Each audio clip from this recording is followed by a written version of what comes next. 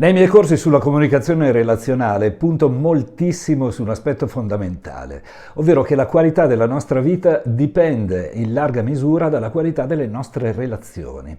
E invito i miei allievi a questo primo passo, iniziare a chiedersi, prima di attuarli, che conseguenze potrebbero avere i nostri comportamenti sull'emotività di chi abbiamo di fronte, soprattutto se si tratta di persone con le quali ci relazioniamo spesso, come i parenti, i partner, gli amici, i colleghi e certi clienti.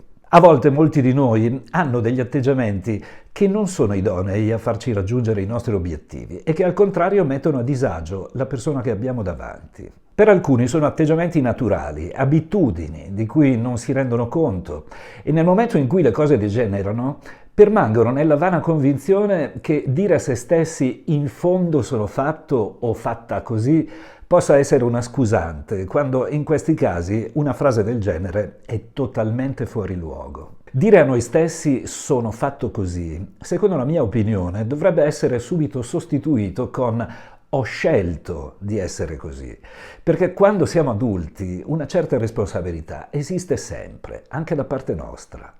L'idea di questa puntata mi è nata mentre guardavo una recente puntata di 4 ristoranti e sto parlando nello specifico dell'ultima puntata della 9ª stagione, andata in onda l'11 febbraio del 2024.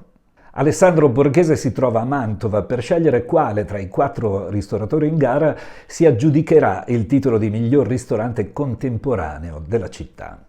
Da amante del buon cibo trovo sempre interessanti le puntate di questa serie e mi piace trovare buoni spunti per mangiare bene quando mi sposto in Italia per lavoro, ma in questa puntata sono accadute delle cose che, anziché darmi il consueto rilassamento, mi hanno parecchio innervosito e vorrei parlartene, usandole come spunto per arrivare alla tematica di questa briciola di comunicazione.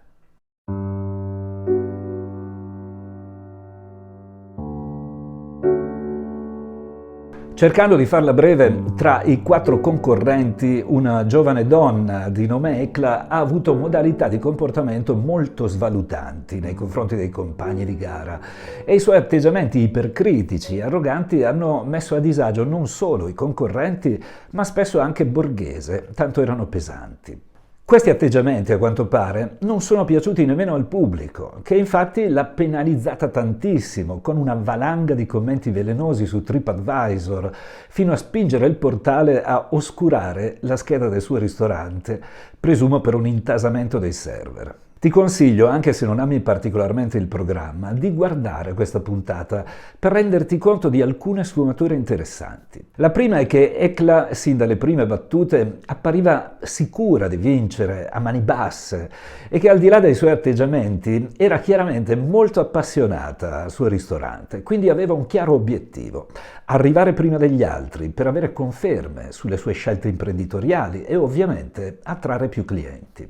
La seconda sfumatura riguarda una domanda che probabilmente ti balenerà in mente a un certo punto.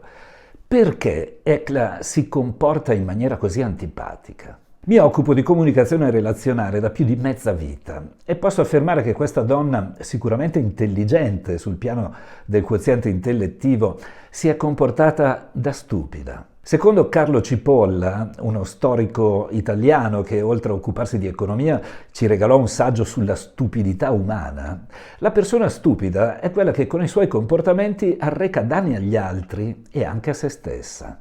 I danni che Ecla si è procurata, comportandosi in quel modo davanti alle telecamere, stanno facendo parlare i media, ma certamente non era questo il suo obiettivo, perché stupida del tutto non è, immagino. Probabilmente il marito, che è un suo socio nel ristorante, non è stato felice della tempesta di merda che li ha colpiti a causa di sua moglie.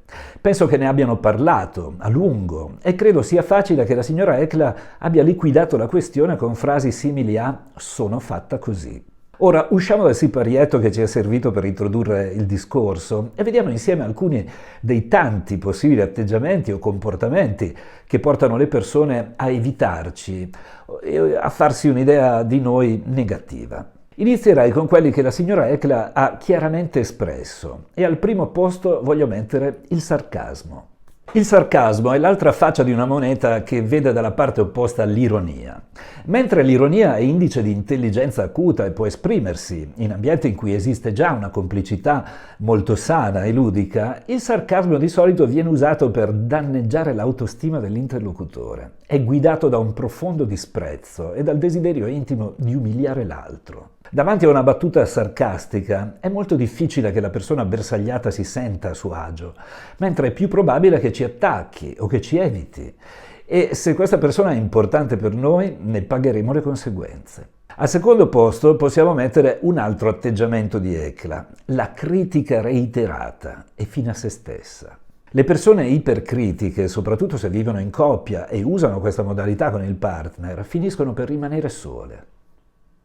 Al di là della critica sui piatti dei concorrenti in una trasmissione, certe persone giudicano continuamente gli altri, il mondo, la società, le scelte degli altri, le mode, dando l'impressione di essere eternamente insoddisfatte e frustrate. Nella vita di coppia, la persona ipercritica, di cui ho già parlato in un mio video che trovi nell'archivio, non fa altro che trasferire la sua costante insoddisfazione sul partner, considerandolo la causa della sua perenne insoddisfazione, e a lungo andare lo perde. Immagino che, come è successo a me assistendo ai comportamenti di Ekla, molti spettatori si siano chiesti: chissà che santo suo marito che riesce a sopportarla, e poveri figli se li ha. Ora salutiamo la signora Ekla e vediamo altri atteggiamenti, forse leggermente meno fastidiosi per la mancanza della componente di arroganza e svalutazione che contraddistingue i primi due. Ed ecco l'atteggiamento ansiogeno, quello che instilla l'ansia nelle persone intorno. Conosco coppie in cui uno dei due partner è letteralmente sfiancato dall'agitazione che l'altro gli provoca. Si deve fare tutto e subito, spesso prima di subito. Non esiste arrivare in ritardo, bisogna programmare le vacanze estive entro l'Epifania, anticipare gli imprevisti, non si può rilassarsi in un fine settimana fuori porta perché si devono vedere più cose possibili e compagnia danzante. Chi si trova al fianco di una persona che instilla ansia di continuo, alla fine si stressa, soprattutto se per sua natura è un individuo che non è ansioso ed entra in una dimensione logorante dalla quale prima o poi vorrà allontanarsi.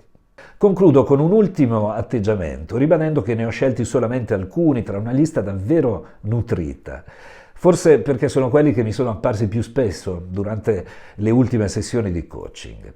L'atteggiamento passivo, mai propositivo, quello che spesso si muove con la veste dell'accondiscendenza verso le proposte degli altri, ma che ci impedisce di esprimere i nostri desideri nei rapporti intimi e le nostre idee in ambito lavorativo. La persona passiva, che è socialmente più accettabile di quella aggressiva, al di là dell'ovvio, può comunque accendere dei fastidi a lungo andare in chi si trova a frequentarla. Per esperienza devo dire che ho ascoltato molte donne raccontarmi di relazioni con uomini oltre i 40 anni di età, lamentandosi del fatto che sono diventati dei pantofolai cronici a distanza di qualche mese dall'inizio della convivenza.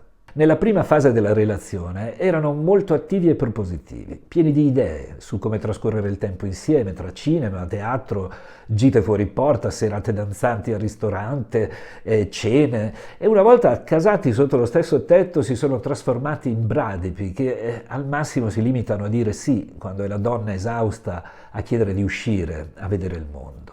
Questa dimensione di passività può essere certamente vista con un occhio positivo, se a guardarla è lo stesso bradipo in questione, dal momento che per lui può essere normale rallentare una volta raggiunto l'oggetto del desiderio.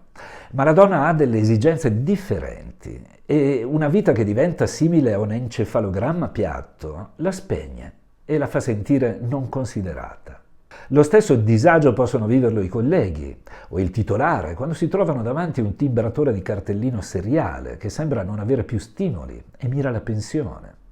Anche in questo caso il pensiero "sono fatto così" può relegarci in una dimensione che ci impedisce di renderci conto degli effetti che procuriamo agli altri e forse sarebbe meglio poter scegliere, come il cavallo negli scacchi, che si sposta anche di lato anziché andare sempre dritto sulla sua strada. Ci rivediamo sabato prossimo. Buon cammino da Sergio Massi.